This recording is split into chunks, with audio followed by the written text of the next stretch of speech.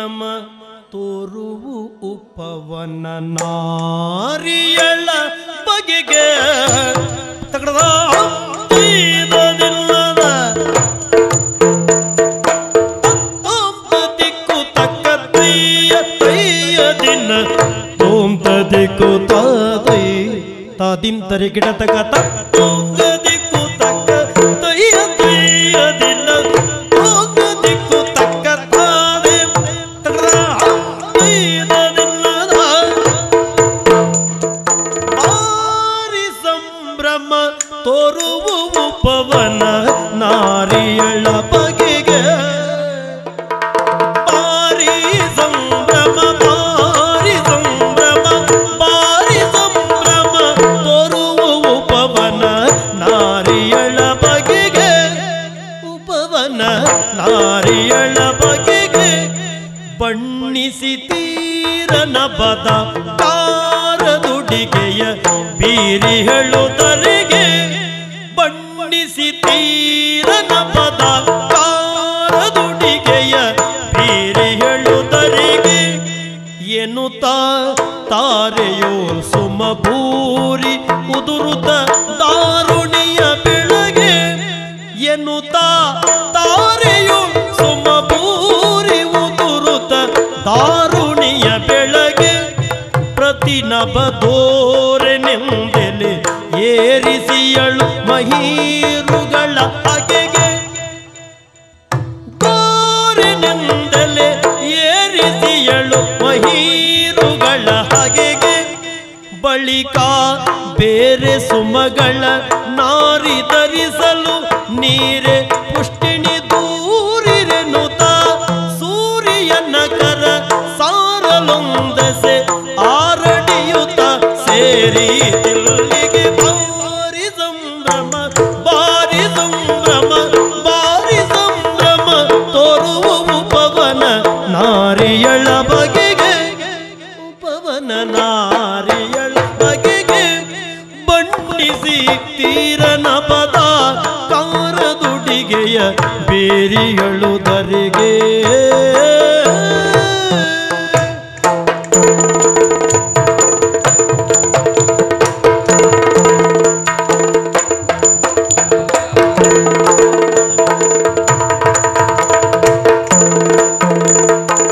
ಸಾಧು ಮೃಗಗಳು ವ್ಯಾಧರಟ್ಟುಳಿ ಬಾಧೆಗಳು ಕುತಲಿ ಸಾಧು ಮೃಗಗಳು ವ್ಯಾಧರಟ್ಟುಳಿ ಬಾಧೆಗಳು ಕುತಲಿ ಪಕ್ವ ಸುಸ್ವಾದು ಬಲಗಳು ಓದವೆನುತಲಿ ಪಾದ ಪಂಗಳಲ್ಲಿ ಪಕ್ವ ಸುಸ್ವಾದು ಬಲಗಳು ಓದವೆನುತಲಿ ಪಾದ ಪಂಗಳಲ್ಲಿ ಖಗಗಳು ರೋಧಿಸಲು ಶುಕ ವ್ಯಾಧಿ ಪುದ ವಿರಳಾದ ಶಬ್ದದಲ್ಲಿ ಖಗಗಳು ರೋಧಿಸಲು ಶುಕ ವ್ಯಾಧಿ ಪುದ ವಿರಳಾದ ಶಬ್ದದಲ್ಲಿ ಕೋಗಿಲೆ ಊದುತಿಯ ಶ್ರುತಿನಾದ ಶ್ರುತಿನಾದ ಶ್ರುತಿನಾದ ಕೋಗಿಲೆ ಊದುತಿಯ ಶ್ರುತಿನಾದ ಕಿವಿಗಾಲಾದ ಮೀಯುವ ಕಿವಿಗಾಲಾದ ಮೀಯುವ ದರೆಗೆ ಸಿರಿ ಪಾದವನ ತಾನಾದಳಿಗೆ ದೊರೆ ಆದವನು ಸುಖೋದಯನಲ್ಲೇ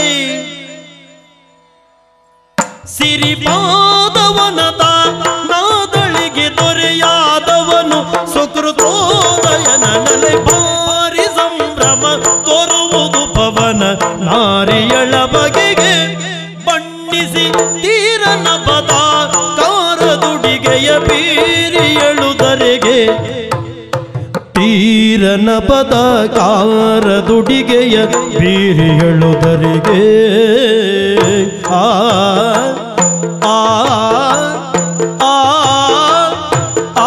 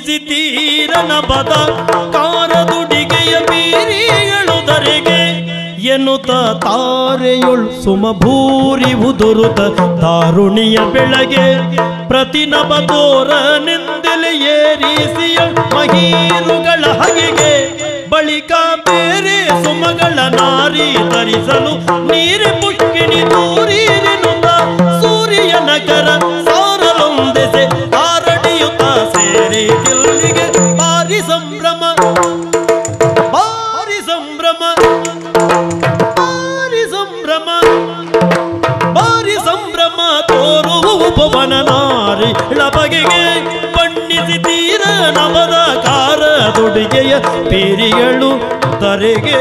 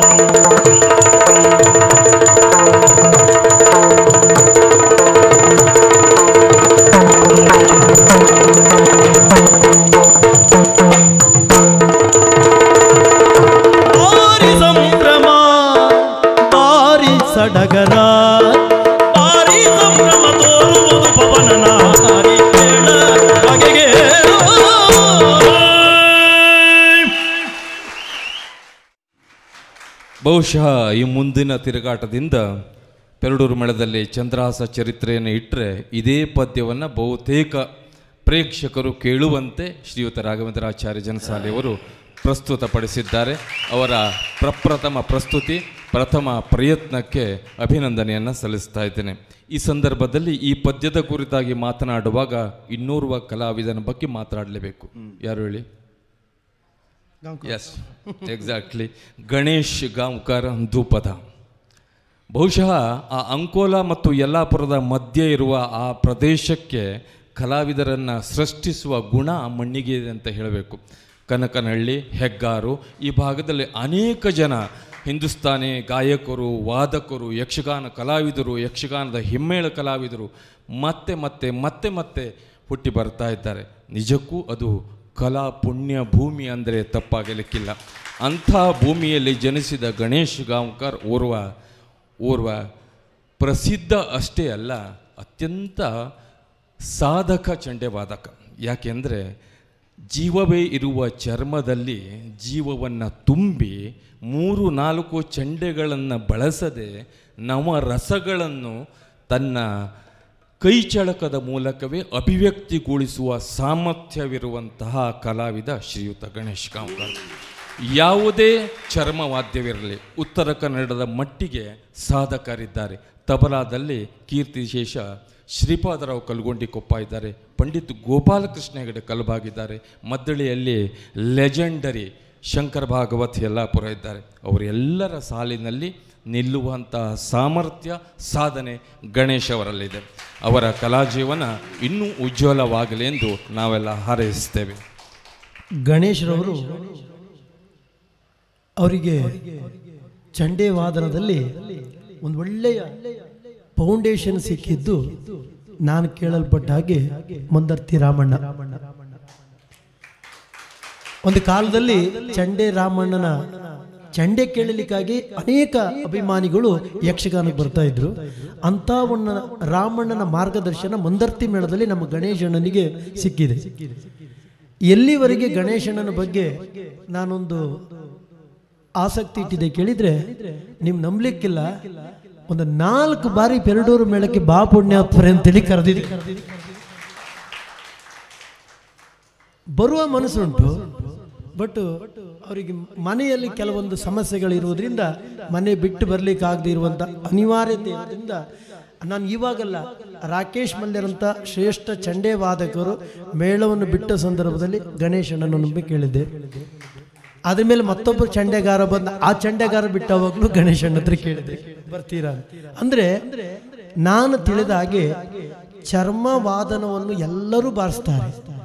ಆ ವಾದನದಲ್ಲಿ ಎಲ್ಲಿ ಬಾರಿಸಿದ್ರೆ ಯಾವ ನಾದ ಬರ್ತದೆ ಅನ್ನುವುದನ್ನು ಅರಿತಿರುವ ವಿರಳ ಚಂಡೆಗಾರರಲ್ಲಿ ಗಣೇಶಣ್ಣ ಒಬ್ಬರು ಅಂತ ಹೇಳಿ ನಾನು ಹೆಮ್ಮೆಯಿಂದ ಹೇಳ್ತೇನೆ. ಗಣೇಶಣ್ಣನ ಚಂಡೆಯ ಪೆಟ್ಟಿನಲ್ಲಿ ಕೆಲವೊಂದು ಸಾಹಿತ್ಯಗಳ ಬಳಕೆ ಮತ್ತೆ ಕೆಲವೊಂದು ನಾದ ಹೊಮ್ಮುವ ವಿಧಾನ ಅದು ಹಳೆಯ ಚಂಡೆ ವಾದಕರಲ್ಲಿ ಕೆಲವರಲ್ಲಿ ಇತ್ತು. ಆ ಒಂದು ಹಳೆಯ ಚಂಡೆಗಾರರ ಮೂಲ ಸ್ವರೂಪದ ಒಂದು ಪೆಟ್ಟಿನ ತುಡಿತ ನಮ್ಮ ಗಣೇಶನಲ್ಲಿ ಕಾಣಬಹುದು. ಗೊತ್ತಿಲ್ಲ, ಮುಂದಾದ್ರೂ ಒಮ್ಮೆ ತಿರುಗಾಟ ಮಾಡೋ ಯೋಗ ಬಂದ್ರೆ ಬರ್ಲಿ ಅಂತೇಳಿ ಮತ್ತು ಸ್ವಾರ್ಥದಲ್ಲಿ ಕೇಳ್ತಾ ಇದ್ದೇನೆ. ಯಾಕಂದ್ರೆ ಆ ಒಂದು ಪದ್ಯದಲ್ಲಿ ಅದಕ್ಕೆ ನಮಗೆ ಬೇಕಾದ ರೀತಿಯಲ್ಲಿ ಒದಗುವ ಕ್ರಮ ಅದನ್ನೆಲ್ಲ ಉಂಡವನಿಗೆ ಮತ್ತು ಸವಿದನಿಗೆ ಮಾತ್ರ ಗೊತ್ತುಂಟು ಆ ರುಚಿ ಏನಂತೇಳಿ. ಆದ್ರಿಂದ ನಾನು ಈ ಸ್ವಾರ್ಥದಿಂದ ಆ ಮಾತನ್ನು ಹೇಳಿದ್ದೇನೆ. ಎಲ್ಲೇ ಇರಲಿ ಹೇಗೆ ಇರಲಿ ಆಗೊಮ್ಮೆ ಈಗೊಮ್ಮೆ ಒಂದಾದವಾಗಲೂ ಈ ಒಂದು ರೀತಿಯ ಒಂದು ಸಂತೋಷ ನಮ್ಮ ಪಾಲಿ ಸಿಗ್ತದಲ್ಲ, ಇದೇ ಒಂದು ನಮಗೆ ಸಂತೋಷ ಎಂಬುದಾಗಿ ಈ ವೇದಿಕೆಯಲ್ಲಿ ಹೆಮ್ಮೆಯಿಂದ ಹೇಳಿಕೊಳ್ಳುತ್ತಾ ವಿಶೇಷವಾಗಿ ಗಣೇಶಣ್ಣನಿಗೆ ತಮ್ಮೆಲ್ಲರ ಮತ್ತೊಮ್ಮೆ ಅಭಿಮಾನದ ಚಪ್ಪಾಳೆಯೊಂದಿಗೆ ಅಭಿನಂದಿಸುತ್ತಾ ಗಾನಸಾರಥಿಯ ಈ ಮಾತುಗಳು ನಿಜವಾಗಿ ಗಣೇಶ್ ಗಾಂವ್ಕರ್ ಅವರಿಗೆ ದೊಡ್ಡ ಪ್ರಶಸ್ತಿ ಅಂತ ಭಾವಿಸ್ತೇನೆ. ಹೌದು, ಮಂದರ್ತಿ ಮೇಳದಲ್ಲಿ ಇದ್ದಾಗ ರಾಮಣ್ಣನವರ ಪ್ರಭಾವ ಇವತ್ತು ಕೂಡ ಅವರ ಚಂಡೆ ವಾದನದಲ್ಲಿ ಕಾಣ್ತೇವೆ. ಮತ್ತೊಬ್ಬರ ಪ್ರಭಾವ ಮತ್ತು ಕೂಡ ಅವರ ಚಂಡೆಯಲ್ಲಿದೆ. ಅವ್ರು ಯಾರೆಂದರೆ ಮಂದರ್ತಿ ಮೇಳದಲ್ಲಿ ಆ ದಿನದ ಪ್ರಮುಖ ಕಲಾವಿದರಾಗಿದ್ದ ಕಣ್ಣಿಮನೆ ಗಣಪತಿ ಭಟ್ರವರು. ಅವರು ಹೌದು. ಆಮೇಲೆ ಯಾವುದೇ ಒಂದು ಚಂಡೆಗಾರ ಇರಬಹುದು, ಅವ ಬೆಳಗಬೇಕಾದ್ರೆ ಚಂಡೆ ಅಂತೇಳಿ ಅಲ್ಲ, ಭಾಗವತಿಗೆ ಮದ್ದಲೆ ವೇಷಧಾರಿ ಯಾವುದೇ ಇರ್ಬೋದು, ಅವರಿಗೆ ಗುರು ಅಂತೇಳಿ ಒಬ್ಬ ಇದ್ದೇ ಇರ್ತಾನೆ. ಯಾರು ಏಕಲವ್ಯ ಅಲ್ಲ, ಇದನ್ನ ನೆನ್ಪಿಟ್ಕೊಂಡು, ಯಾರು ಏಕಲವ್ಯ ಅಲ್ಲ, ಗುರು ಇದ್ದೇ ಇರ್ತಾನೆ. ಆ ಗುರುವನ್ನು ನಾವು ಆಧಾರಿತವಾಗಿ ಇಟ್ಕೊಂಡೇ ಬೆಳೆದವರು. ಗುರು ಹೆಸರು ಹೇಳಲಿಕ್ಕೆ ಆಗ್ತದೋ ಇಲ್ಲೋ ಅದು ಗೊತ್ತಿಲ್ಲ ನನಗೆ, ಆದ್ರೆ ಹೇಳಿದ್ರೆ ಸಂತೋಷ. ಗುರುವನ್ನು ಮಾಡ್ಕೊಳ್ಬೇಕು. ಯಾವುದೇ ಒಂದು ವಿದ್ಯೆಯನ್ನು ಕಲಿಯುವವ ಗುರುವನ್ನು ನಾವು ಗುರು ಸ್ಥಾನದಲ್ಲಿ ಒಬ್ಬರನ್ನ ಇಟ್ಕೊಂಡು ಕಲ್ತ್ರೆ ಮಾತ್ರ ಅದಕ್ಕೆ ಒಂದು ಅಸ್ತಿತ್ವ ಮತ್ತೆ ಆ ವಿದ್ಯೆಗೊಂದು ಫಲ.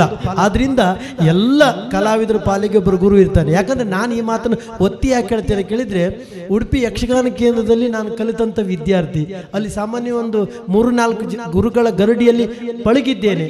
ಆದ್ರೆ ನನ್ನ ಮೂಲ ಅಸ್ತಿತ್ವದಲ್ಲಿ ಗುರುವಾಗಿ ನಾನು ಸ್ವೀಕಾರ ಮಾಡಿದ್ದು ದಿವಂಗತ ಕಾಳಿಂಗನವರು. ಇವತ್ತು ನನ್ನ ಅಂತರಂಗದ ಗುರು ಅವರು. ಕ್ಯಾಸೆಟ್ ಅಲ್ಲಿ ಅವರ ಪದ್ಯವನ್ನು ನಾವು ಕೇಳಿ ಅದು ಅಭ್ಯಾಸ ಆದದ್ದು. ಗುರುಮಠಕ್ಕೆ ಹೋದಾವಾಗಲೂ ಸಹ ಗುರುಗಳು ಹೇಳ್ತಿದ್ರು, ಮರೆಯ ನೀ ನಾವುಡ್ರ ದಾಟಿಯನ್ನು ಬಿಡು ಮರಯ್ಯ ಬಿಡು ಅಂತೇಳಿ ತಿದ್ಲಿಕ್ಕೆ ಪ್ರಯತ್ನ ಪಟ್ಟಿದ್ರು. ಆದರೆ ಆ ನಾವುಡ್ರನ್ನ ಗುರುವಾಗಿ ನಾವು ನಮ್ಮ ಅಂತರಂಗದಲ್ಲಿ ಇಟ್ಕೊಳ್ಳೋದ್ರಿಂದ ಆ ನಾವುಡ್ರ ದಾಟಿಯನ್ನು ನಮ್ಮ ಅಚ್ಚೊತ್ತಿ ಕೂತದಿಂದ ಇವತ್ತು ಆ ನಾವುಡ್ರ ದಾಟಿ ಹಾಗೆ ನಮ್ಗೆ ಉಳ್ಕೊಂಡಿದೆ. ಅವರ ಅನುಗ್ರಹ ಇರಲಿ ಎಂಬುದಾಗಿ ಮತ್ತೊಮ್ಮೆ ಪ್ರಾರ್ಥಿಸುತ್ತಾ